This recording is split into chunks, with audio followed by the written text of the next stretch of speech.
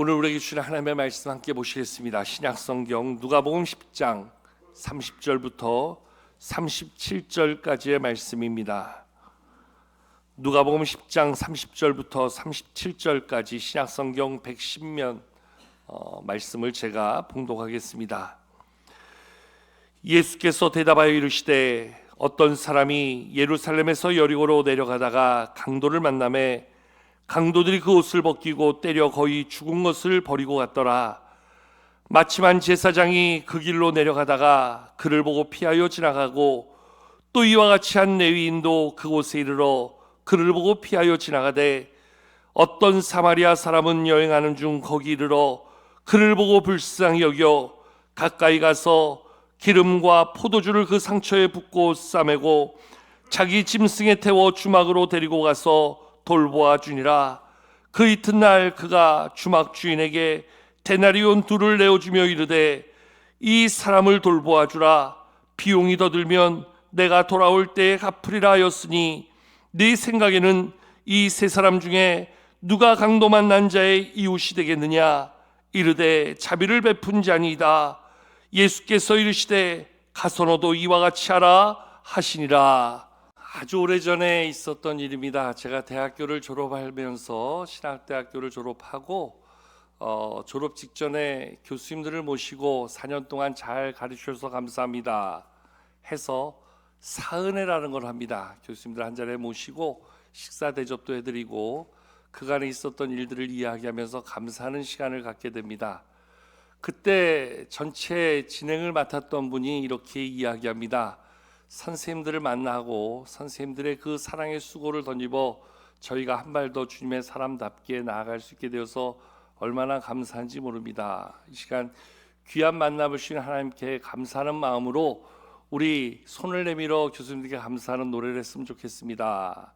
손을 내밀고 노래하면서 우리의 만남은 노래를 하자는 거예요. 그래서 이제 우리가 그때 흔히 많이 불렀던 찬양이 있습니다. 우리의 만남은 주님의 은혜라오. 근데 이 찬양을 하다가 그만 한 소절 하다가 끝났어요. 왜 끝났냐 하니까 그때 진행자가 다 이 찬양을 혼자서 우리 만남은 같은 만남에서 노래하는데 전혀 다른 노래를 하면서 노래가 더 이상 진행될 수 없는 그러한 모습이 되어서 지금까지도 잊혀지지 않는 그러한 추억이 되어 있습니다. 여러분, 만남을 이야기한다는 건 너무나 귀한 일이지요. 누군가 그렇게 이야기합니다. 만남의 축복이 얼마나 큰가, 만남의 그 은혜가 얼마나 귀한가. 여러분, 내가 태어나서 어떤 사람을 만나느냐에 따라서 나의 인생의 방향이 결정되고 나의 삶의 자리가 만들어진다, 이렇게 이야기해도 결코 과언이 아니지요. 어떠한 부모님을 만나는가에 따라서 나의 인생의 출발선이 달라진다 이야기하기도 합니다. 한때 우리 사회에 금수저, 흙수저 이런 이야기도 나왔잖아요. 좋은 그러한 환경을 가지고 있는 부모님을 만나면 그 아이는 마치 금수저를 물고 태어난 존재다, 이렇게 이야기합니다. 열악한 환경에서 태어난 아이는 그 출생을 흔히 흙수저라고 이야기해서 정말 어려운 형편 가운데서 태어나고 자라는 아이의 모습을 일컬어 이야기합니다. 여러분, 우리가 만남을 이야기하면서 만남이 내 선택과 내 의지적 결정에 의해서 이루어지는 게 결코 아닌 것을 알기에 만남이 얼마나 우리에게 하나님 주신 은혜요 축복인가 다시 한번 깨닫게 되어집니다. 여기서 우리 가운데 부모를 선택해서 태어난 사람이 있을까요? 우리 가운데 어느 누가 조건 따져서 어느 부모를 결정한 사람이 있을까요? 하나님이 주시는 대로 그저 받을 수밖에 없는 게 부모님과의 만남 아니겠습니까? 여러분, 우리가 선생님을 만나고 친구들을 만나는 것도 때로 우리가 우리의 의지와 선택해서 만나는 것 같지만 사실 우리의 의지로 만날 수 없는 것, 우리의 결정으로 되어지지 않는 것. 여러분, 내가 누구를 만남에 있어서 내가 누구를 판단하고 선택한다는 것이 얼마나 어리석은지 모릅니다. 왜냐하면 내 딴에는 좋은 만남, 좋은 선택이라고 만났는데 그것이 결코 나에게 유익이 되지 않는 그런 만남도 얼마나 많은지 몰라요. 우리 젊은이들 결혼하면서 배우자를 얼마나 신중하게 고릅니까? 평생을 함께할 배우자를 만나는데 살아보니까 정말 나에게 이 사람이 정말 은혜였더라, 축복이었더라 이야기하게 되지.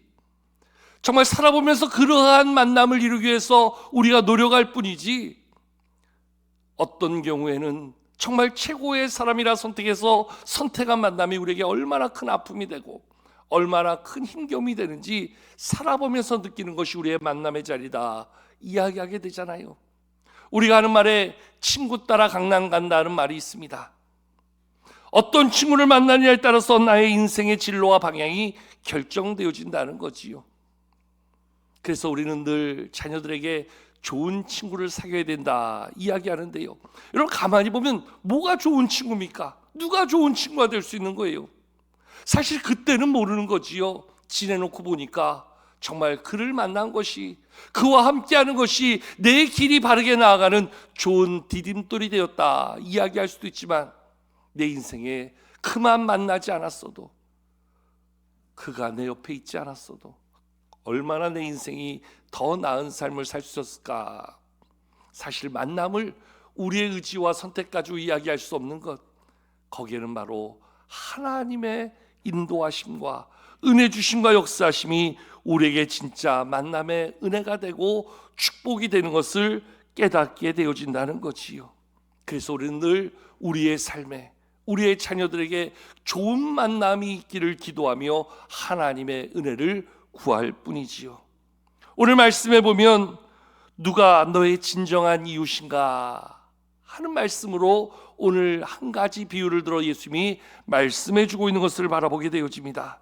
오늘 예수님이 이 사람이 길에서 강도를 만나게 되어지고, 그 강도 만나 쓰러져 죽음의 위기 가운데 있는 이 사람에게 어떠한 만남이 이루어지고 있는가. 오늘 말씀은 한마디로 만남의 은혜에 대해서, 만남의 축복에 대해서 이야기해 주고 있는데요, 여러분 오늘 말씀에 이 사람이 먼저 만났던 가장 첫 번째 만남은 바로 강도와의 만남이었습니다. 자, 우리 말씀 한번 같이 읽어보실까요? 오늘 본 말씀 30절을 함께 한번 읽겠습니다. 30절입니다. 시작. 예수께서 대답하여 이르시되 어떤 사람이 예루살렘에서 여리고로 내려가다가 강도를 만나매 강도들이 그 옷을 벗기고 때려 거의 죽은 것을 버리고 갔더라. 아멘. 오늘 이 첫 번째 만남은 우리의 평생에 결코 있어서는 안 될 그러한 만남이 아닌가 생각해 봅니다. 나의 가진 것을 다 뺏어가고 나의 생명을 위협하는 강도와의 만남, 이러한 만남 한 번 있으면 우리 인생은 한순간 무너지지요. 우리의 삶의 자리는 한순간 위기에 봉착하게 될 수밖에 없는 것이지요. 여러분 사실 우리에게도 그러한 만남이 찾아올 때가 종종 있지 않습니까? 나를 위협에 빠뜨리는 그러한 사람들이 있습니다. 꼭 사람이 아니라 어떠한 일도 우리를 그렇게 위기에 몰아넣는 그러한 문제가 되기도 합니다. 질병의 문제를 만나게 되기도 하고요, 경제적인 문제를 만나기도 하고요.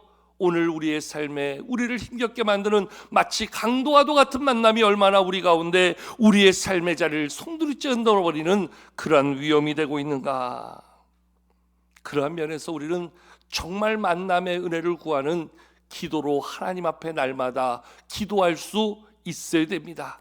우리의 삶에, 우리의 가정에, 특별히 우리 자녀들 가운데 하나님이 주시는 만남의 은혜와 축복이 가득할 수 있도록, 정말로 나의 삶의 자리에 이러한 강도를 만나는 것 같은 그러한 위기와 위험의 만남이 없도록 우리는 더욱더 하나님 앞에 기도로 나아가야 될 줄로 믿습니다. 바라기는 이후로 여러분들의 삶 가운데 이러한 만남이 없기를 축복합니다. 이러한 만남을 피할 수 있는 하나님의 은혜와 지혜가 있기를 축복합니다.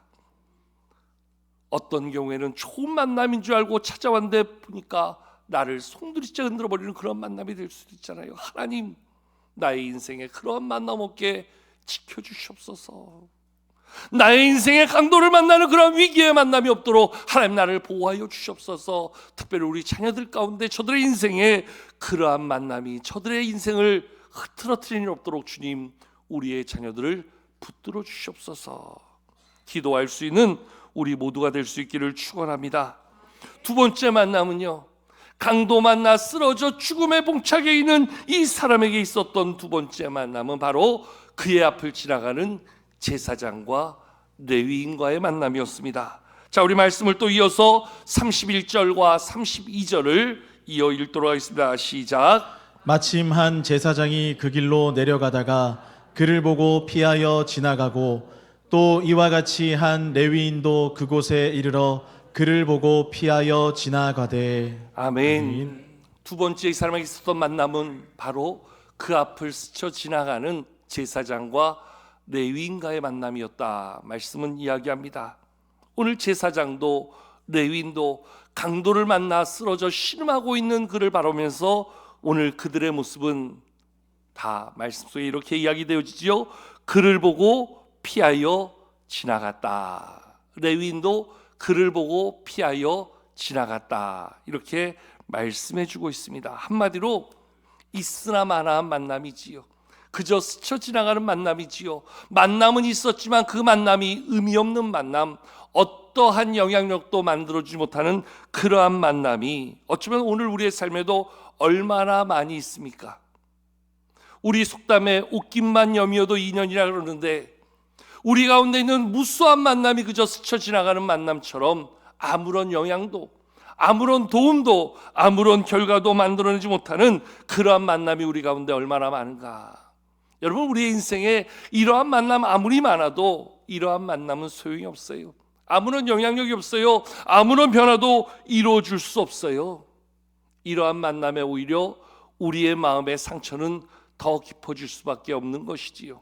특별히 오늘 예수님께서 이 만남을 이야기하면서 왜 하필 그 앞을 그저 그렇게 스쳐 지나가는, 보고 피하여 지나가는 사람이 제사장이요 레위인이라 말씀하셨을까요? 분명히 예수님께서는 많은 사람을 언급할 때에 왜 하필 그들을 제사장으로 레위인으로 비유하여 이야기했을까요? 거기에는 아마 이런 의미가 있지 않았나 싶어요. 왜냐하면 당시의 제사장은 누구보다 어려움에 닥친 자를 돕고 섬기며 그를 생명 가운데 지켜야 될 책임을 가지고 있는 사람이거든요.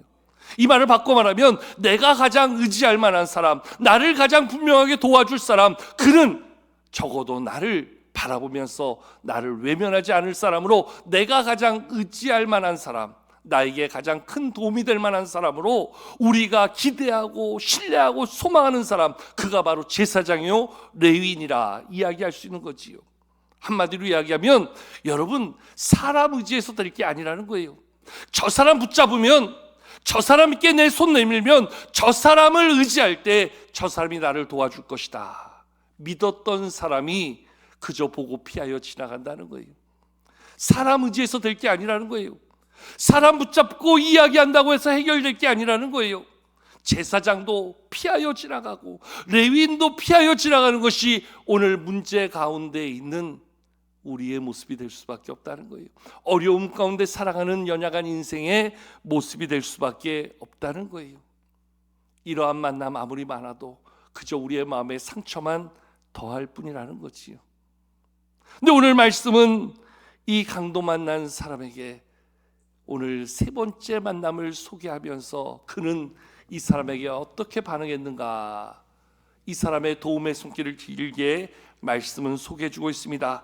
우리 말씀 33절부터 지금 길지만 35절까지 세 번째 만남에 대해서 우리 같이 한번 살펴보고자 합니다. 33절부터 35절까지 함께 또 읽겠습니다. 시작. 어떤 사마리아 사람은 여행하는 중 거기 이르러 그를 보고 불쌍히 여겨 가까이 가서 기름과 포도주를 그 상처에 붓고 싸매고 자기 짐승에 태워 주막으로 데리고 가서 돌보아 주니라. 그 이튿날 그가 주막 주인에게 데나리온 2를 내어주며 이르되 이 사람을 돌보아 주라. 비용이 더 들면 내가 돌아올 때에 갚으리라 하였으니. 아멘. 오늘 이 강도 만난 자가 만난 세 번째 만남은 바로 한 사마리아 사람이라 말씀은 그렇게 이야기합니다. 여러분이 말씀에 예수님이 왜 굳이 사마리아 사람을 언급했을까? 거기에 따른 배경이 있습니다.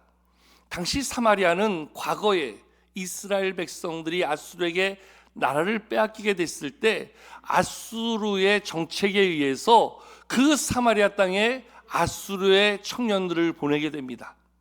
그리고 오늘 그 아수르에 있는 그 여자들과 더불어 결혼을 하게 하고 혼혈 정책을 펼쳐서 이스라엘 백성들이 마음에 가지고 있던 하나님의 백성으로의 선민의식을 무너뜨리기 위해서 전략적으로, 그리고 그 땅을 다스리고 지배하기 위한 목적으로 아수르의 사람들을 오늘 이주시켜서 사마리아 땅에 살게 하지요. 그런 과정 속에서 같은 이스라엘 백성에도 불구하고 오늘 저들은 사마리아 사람을 보면서 저들은 부정하게 된 자들이다, 저들은 이방의 피에 더럽혀진 자들이다 하여서 사마리아 사람은 같은 동족임에도 불구하고 손가락질 당하고 미움을 당하고 멸시를 당하던 사람이 바로 사마리아 사람이었어요. 그러니까 오늘 말씀에 보면 강도 만난 사람, 이 유대인을 향해서 사마리아 사람은 굳이 도와줄 필요를, 책임을 가지지 않는 자라는 거예요. 굳이 그동안 저가 나에게 했던 멸시와 천대를 바라보면 오히려 네가 강도 만난 것이 나에게 기쁨이 된다 말할 수 있는 자라는 거예요. 그럼에도 불구하고 오늘 이 사마리아 사람은 강도 만난 자를 보자 적극적으로 다가가 자기가 가지고 있던 기름과 포도주로 그의 상처를 싸매어주고, 심지어는 그를 데리고 주막으로, 지금으로 하는 병원으로 데리고 와서 자기의 가진 돈을 주어 2데나리온으로 치료비를 만들고, 심지어는 자기의 이름으로 보증을 삼아서 그의 치료를 계속해달라, 혹시 더 들면 내가 와서 내가 갚아주겠다, 자기의 이름으로 보증을 서면서 그의 치료를 위해서 적극적으로 돕고 있는 이 사마리아 사람. 여러분, 이 강도 만난 자가 이 사마리아 사람을 만나지 못했다면 언제 죽음의 위기에 부딪힐지 모르는 상황을 이야기합니다. 거의 때려 죽게 되었다. 그 죽음의 위기 가운데 있던 그 사람을 외면하지 아니하고 이 사마리아 사람은 이 강도 만난 사람을 적극적으로 자기의 힘을 다해 시간과 물질을 쏟아서 그를 돕고 있는 모습을 보여주고 있는 것이지요. 오늘 말씀에서 이 강도 만난 사람을 왜 사마리아 사람은 도와주었는가? 멸시하고 무시하고 외면해도 그만인 사람을 왜 사마리아 사람은 굳이 나서서 시간과 물질과 자기의 힘을 다해 왜 저를 도와주고자 했는가? 오늘 말씀이 우리 가운데 한 단어로 그러한 이유를 이야기해 주고 있는데요. 자, 우리 말씀 한번 33절을 다시 한번 보실까요? 33절을 다시 한번 읽어보겠습니다. 시작. 어떤 사마리아 사람은 여행하는 중 거기 이르러 그를 보고 불쌍히 여겨. 아멘. 여기에 보면 여행하는 중에 거기 이르러 그를 보았다 이야기합니다. 그리고 그를 보았을 때 이 사람의, 사마리아 사람의 마음이 어떠했다라고 말씀은 뭐라고 이야기합니까? 그를 불쌍히 여겼다. 불쌍히 여겼다. 내가 외면해서는 안 되는 사람, 나의 손길을 필요로 하는 사람으로 그를 불쌍히 여기는 마음으로 바라보게 되었다는 것이요. 내가 돕지 않으면 이 사람은 곧 죽음에 이르를 수 있겠다. 어찌하든지 나의 가던 길을 멈추고 나의 가진 것을 다 소비해서라도 이 사람을 도와야 되겠다 하는 그러한 불쌍한 마음, 그를 긍휼히 여기는 마음이 그 사람으로 하여금 그러한 행동을 하게 하였다 말씀은 이야기해 주고 있습니다. 여러분, 이 불쌍히 여기는 마음이 어떤 마음인가? 성경을 보면 예수님께서 늘 무리를 보시면서 가졌던 마음, 저들은 목자 없는 양과 같이 헤매이고 방황하는 자들이다, 저들을 내가 불쌍히 여긴다 할 때 그 불쌍히 여기는 마음, 아들을 잃은 슬픔 가운데 장례 행렬로 나아가던 그 나인성 과부를 바라보시면서 눈물을 흘리시면서 그를 불쌍히 여겼던 주님의 그 마음이 바로 오늘 이 사람이 가졌던 마음과 같은 마음이었다고 성경 원문은 기록해 주고 있어요. 즉, 우리를 죄 가운데 심판당할 존재로 불쌍히 여기서 우리 가운데 그 아들을 내오셨던 하나님의 그 마음이 바로 오늘 이 마음이었다. 즉, 우리가 죄 가운데 죽어 사망에 이르고 심판에 이르고 지옥의 형병에 이를 우리를 바라보시는 주님의 그 마음, 그래서 그 아들 독생자 예수 그리스도를 내어주시면서까지 우리를 살려야 되겠다 사랑으로 품으셨던 하나님의 그 마음이 바로 오늘 이 마음이었다. 우리를 불쌍히 여기신 마음, 그 마음이 바로 이 강도 만난 자를 돕는 이 사마리아의 사람의 마음이며, 예수님이 사역하시면서 바라보셨던 모든 무리들을 향한 마음이었으며, 바로 오늘 우리를 향한 주님의 구원의 마음이었다. 말씀은 이야기해 주고 있어요. 여러분, 오늘 왜 우리는 우리 이웃들에 대하여 무관심합니까? 왜 오늘 우리는 저들을 향해 복음의 손을 내밀지 못하고 있습니까? 이유는 하나라는 거예요. 그들을 바라보면서 그 영혼을 향한 주님의 마음이 없기 때문이라는 거예요. 나는 말을 잘 못해요. 나는 다가갈 용기가 없어요. 굳이 나는 저에게 복음을 전할 필요를 느끼지 못해요. 여러 가지로 핑계를 이야기할 수 있겠지만 가장 중요한 근본적인 이유는 그 영혼을 바라보는 내 마음에 그를 향한 불쌍한 마음이 없다라는 거예요. 나의 남편이 하나님을 모르는데도요, 나의 자녀들이 믿음의 자리에 떠나 있는데도요, 나의 이웃들이 여전히 하나님과 무관하게 사는데요, 우리가 저들에게 복음을 전할 필요를 느끼지 못하는 것은 단순히 그들에 대한 애정이 없어서가 아니라 그 영혼을 바라보는 우리의 마음 속에, 우리의 신앙 속에 그 영혼을 불쌍히 여길 줄 모르는 그러한 마음이 우리를 지배하고 있기 때문이라는 거지요. 여러분, 예수 안 믿다가 어떻게 될까요? 신앙의 자리에 멀어져 있다가 어떻게 될까요? 여러분, 좀 죄송한 얘기를 하겠습니다. 혹시 우리의 남편들, 우리의 아내들, 우리의 자녀들이 교회 과거에 한두 번 나왔다고 그들이 구원받을 수 있을 것이라고 생각합니까? 착각입니다. 우리 하나님의 구원은 그렇게 값싸게 주어지지 않습니다. 하나님의 주신 은혜를 붙잡고 오직 예수 그리스도를 바라보는 믿음으로 나아갈 때 하나님은 우리 가운데 구원의 은혜를 베풀어 주시지요. 어떠한 대가를 지불하지 않는다고 해서 그 구원이 결코 값싼 구원이 될 수 없다는 겁니다.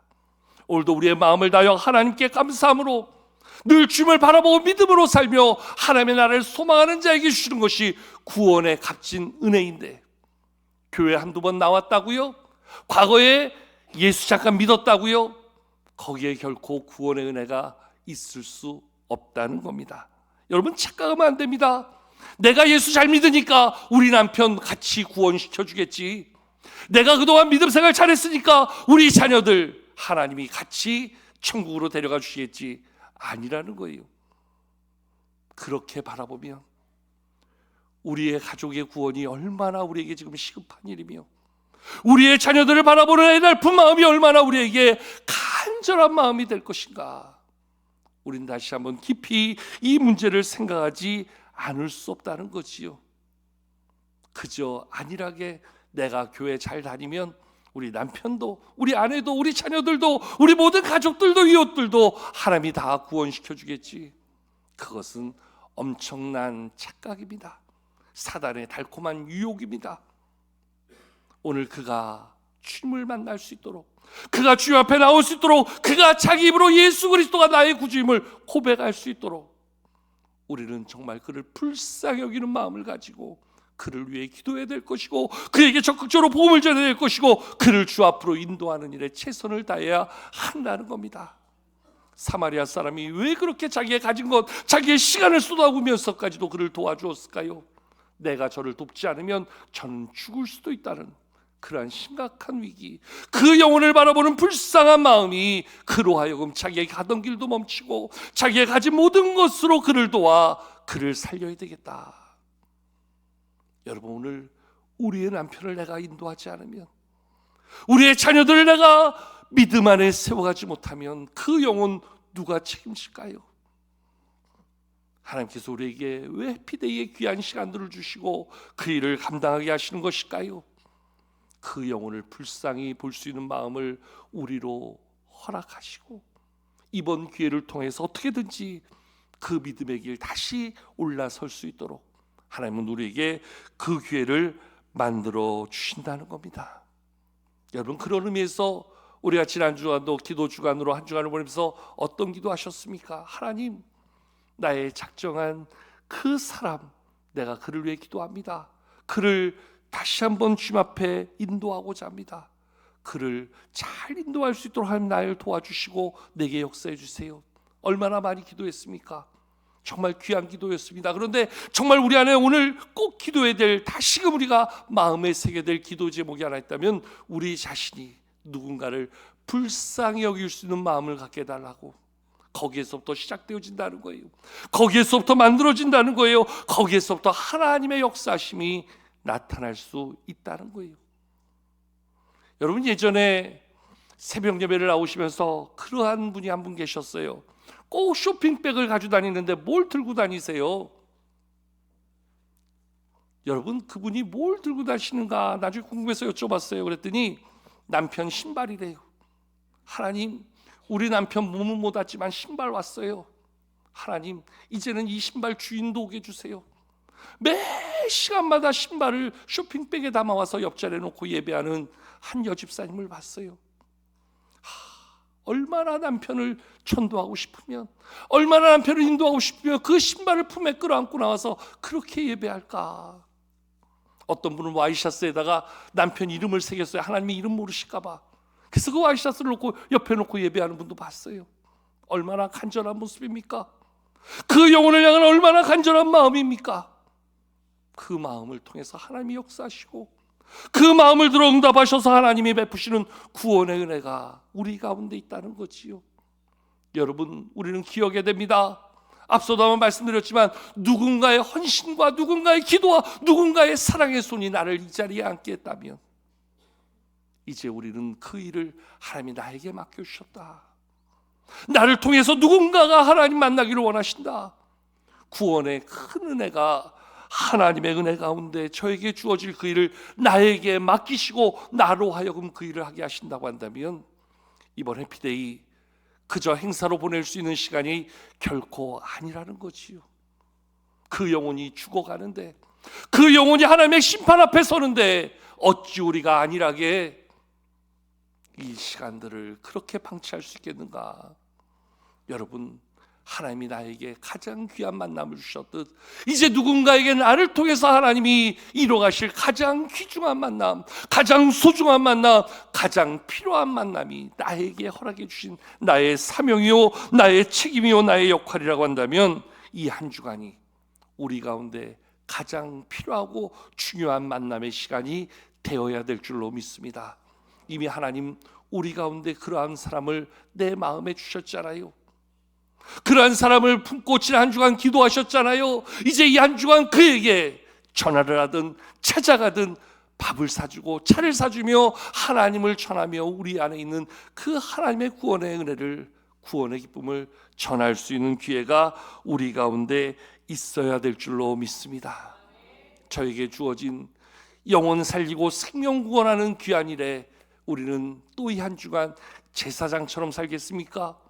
레위인처럼 스쳐 지나가는 모습으로 끝나겠습니까? 오늘 하나님이 우리에게 너는 누군가에게 선한 사마리아인이 아니겠느냐.